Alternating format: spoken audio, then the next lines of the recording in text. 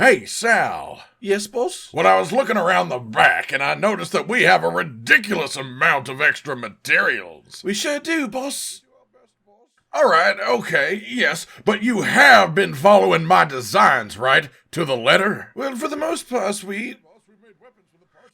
All of the parts? Well, we had some extra bones lying around, and... So you made lower quality generic weapons? I'm sorry, sir. That's it. From here on out, every single weapon will be made by my hand, and they will all be masterpieces. Ladies, gentlemen, and monsters of all ages, when it comes to Monster Hunter, there are a few main categories that truly make this game what it is. The first is clearly the monsters, and another one is obviously the combat system as a whole. But one of the big main important factors is, of course, the equipment. And in Iceborne, we have been blessed with so many gorgeous, unique, and powerful armor sets that it is honestly a shame, at least visually speaking, that the majority of the weapons in the base game were just sort of incredibly bland looking. Though that said, there were still a few gems of weapon design back then, and every single DLC monster that we've had since has genuinely unique and interesting weapon design. So, to me, it seems just about the right moment in time for my list of the top 10 weapons in Iceborne, decided entirely based on my opinion of their visuals and including all DLC monster weapons up to this point.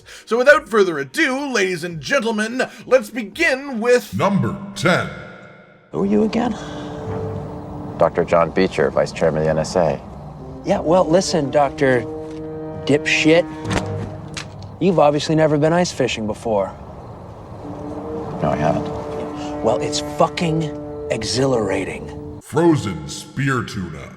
And I'll be honest, I do have a bit of bias towards silly weapons, so yes, this did have to make it on here. But even on a non-silly scale, this thing is actually pretty damn impressive. Like, aside from the concept, this thing is just a really well put together weapon. The design quality is fantastic, but again, that is in relation to the fact that it is a giant frozen fish. Personally, I could definitely see some disagreement from you guys, as this does take a spot from a more serious weapon. But hey, to me, silly weapons are a serious business, and this fish sword is amazing. Number 9. He's gonna wake up tomorrow, and he's not gonna know where his eye is! Safi'jiiva hammer. I mean, I've said it before and I'll say it again. There is nothing more enjoyable to me than hammers, both on a combat scale and a visual scale, as they are literally just a sphere or a block on the stick with so much potential for moldability and variety, and then there this is. This perfect example of the designability of hammer. A literal giant, moving, living eye on the end of a stick. It glows when you charge the weapon, it moves as you fight, and it straight up watches both you and your foes. And on a more personal level, I absolutely love a weapon where you can easily tell which part of the monster went into it, especially one like this where it is just literally a severed eye. It just feels like an announcement to the NPCs around you and the other monsters that you fight that you are not to be trifled with. It's great. Number 8. Your father's lightsaber. This is the weapon of a Jedi Knight. Not as clumsy or random as a blaster.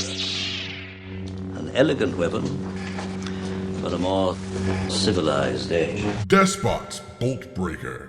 And again, this thing is just exceptionally well made. From the base idea of the glowing sword functioning excellently in Iceborne's graphics, to the detail of the Fulgur bugs flying around the place, even to the base design of the sword. Like, I know this part is overshadowed by the super over-the-top cool visual effects that this weapon has, but even if you just look at the base shape and engraving of the sword itself, it is a particularly pretty piece of dead monster, no doubt about it. From the blade all the way down to the handle, which looks like a tiny clawed hand trying to grab at whatever it can reach. But again, this thing comes mostly down to the crazy visual effects, and well, it deserves its spot here on this list on that merit alone, simply because they pulled off something special here. Sure, this could be attributed mostly to the enhanced graphics of Iceborne in general, but still, someone had to come up with the idea to have the sword glowing and surrounded, and someone had to implement it, and it was all just fantastically well done. Number 7.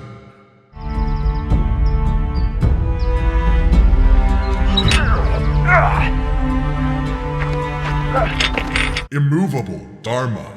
I I'm really going to start sounding like a broken record here at some point if I haven't already, because honestly the main point of this video is just saying, look how goddamn cool this weapon looks, and well, it does. I mean, come on, it's a great sword, so it has that big hunking slab of metal feel, but the only actual metal in this thing really is the handle, which extends as a rod up through the middle of the sword, and well, honestly, I really appreciate the practical nature of this, as this is closer to how you would at least attempt to create a wieldable greatsword of this size in real life, but it's just covered in Shara-ish Valda scales, and aside from the coloring, which I absolutely love, the mix of whites and pinks and golds, the actual shape itself is really nice. I mean, the end bits on the top sure don't look like they would have been particularly good in terms of cutting things, but goddamn do they look fantastic, just like the rest of the weapon, just as a whole. Number 6.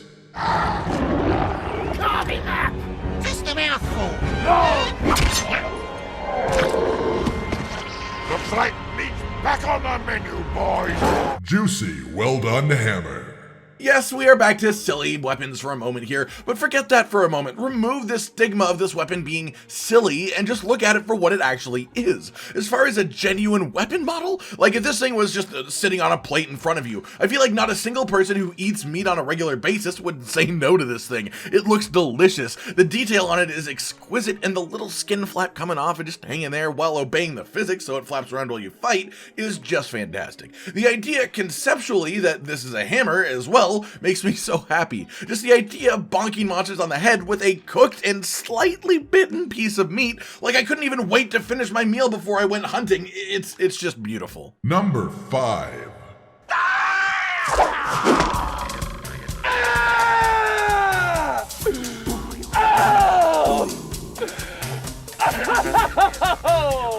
Royal March Banner.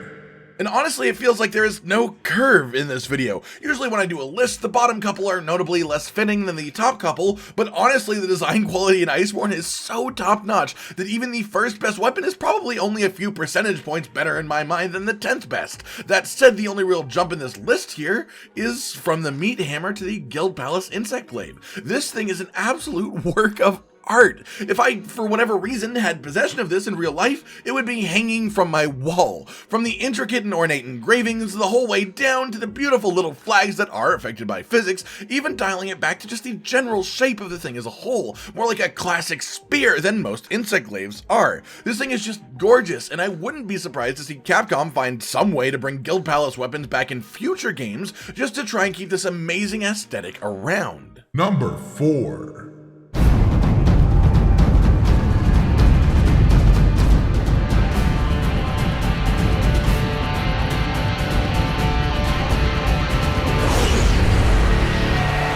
Stygian Tristitia. Oh, the Stygian Sinoker hunting horn. You are just absolutely scrumdiddly-umptious. I'll be the first to admit that this is probably due to some bias in me being a musician and spending a number of years of my life dedicated to, well, guitars specifically, but seeing an electric guitar weapon in the game is great. Seeing an electric guitar weapon that glows is even better. Seeing said weapon be in black, red, and white, which is just a top-notch color scheme, makes me a little bit short of breath. And how about the fact that part of the construction of the weapon is just a straight-up Stygian Zinogre horn attached to the one side. The last weapon, I said if I had it in real life, I would hang it on a wall, happily. This one, it would be pretty hard, honestly, to keep it out of my hands. It is that attractive to me. I want it. Number 3.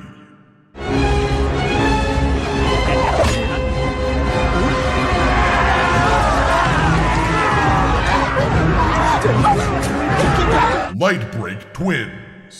Oh, Raging Brachydios, you have provided us with one of the hardest fights in the game, and you've provided us with one of the best and most broken armor sets I could possibly imagine. But one thing that deserves just a touch more recognition are your fantastic weapon designs, especially when you compare it to regular Brachydios and Iceborne, where some weapons were just made of bone and bits, not even getting the old game models that were already created. But Raging has come to save the day. Every one of his models is based off of the old game version, but with a very welcome addition of active, living, ancient slime sitting there on them, and this effect is just fantastic. With the dual blades in particular, it looks amazing. Sure, some weapons show off the slime a little bit better, but the shape of the dual blades in its own right is just fantastic and gorgeous, and all of those things that I've said so many times, being that they're cutlasses, which aren't particularly common, but also cutlasses clearly made entirely from the monster, basically looking like they were carved down from one of his arm stumps.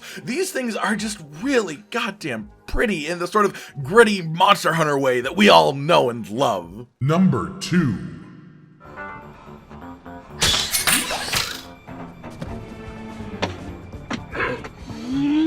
Royal Surefire Shots.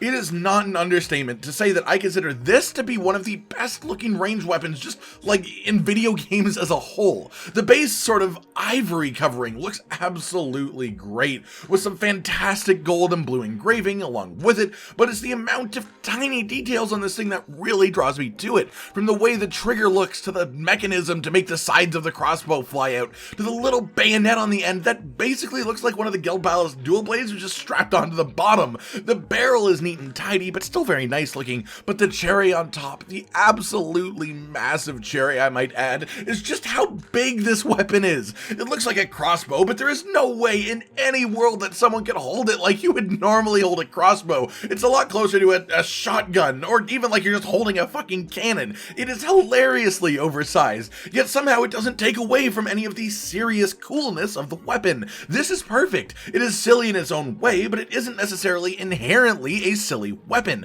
and I love it just the way that it is. Number 1. Hey! Hey! Are you gonna pay for that?